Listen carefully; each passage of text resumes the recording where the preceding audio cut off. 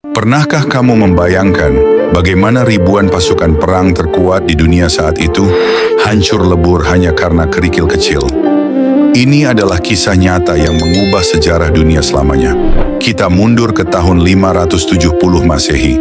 Di Yaman ada seorang raja bernama Abraha. Ia membangun gereja yang megah berlapis emas, berharap orang-orang Arab berpaling dari Ka'bah. Tapi usahanya sia-sia. Ka'bah tetaplah pusat hati manusia. Dibakar api cemburu dan kemarahan, Abraha menyiapkan pasukan terbesar yang pernah ada.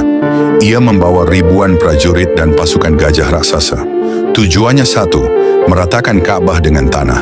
Suara langkah kaki gajah mengguncang bumi Mekah. Penduduk kota panik dan lari bersembunyi ke bukit-bukit.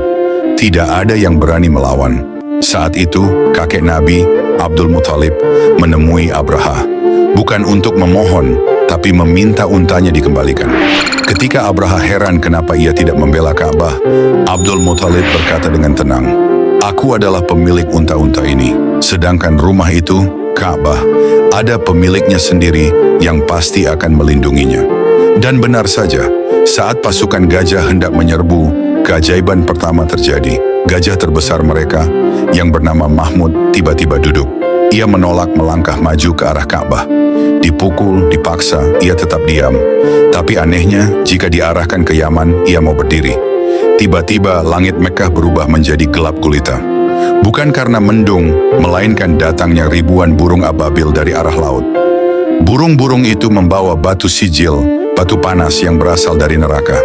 Batu-batu itu dijatuhkan bagaikan hujan meteor. Al-Quran menggambarkan kejadian ini dalam surah Al-Fil. Faja'alahum ka'asfim ma'kul. Mereka hancur lebur bagaikan daun yang dimakan ulat. Pasukan bergajah musnah, Ka'bah selamat. Kota Makkah kembali tenang. Namun peristiwa besar itu hanyalah pembuka. Sekitar 50 hari setelah kejadian menggemparkan itu, tepat pada subuh hari Senin, 12 Rabiul Awal, keajaiban yang sesungguhnya terjadi. Di sebuah rumah sederhana, dari rahim ibunda Siti Aminah, lahirlah bayi laki-laki yang wajahnya bersinar terang. Langit dipenuhi cahaya, api-api sesembahan majusi padam, dan berhala-berhala di sekitar Ka'bah jatuh bersujud.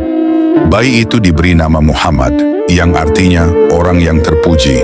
Tahun itu dikenal sebagai Tahun Gajah, tahun di mana Allah menunjukkan kekuasaannya, menghancurkan kesombongan, sekaligus menurunkan rahmat terbesar bagi semesta alam. Mari kita tutup kisah ini dengan mengirimkan rindu kepada beliau. Allahumma shalli ala Sayyidina Muhammad.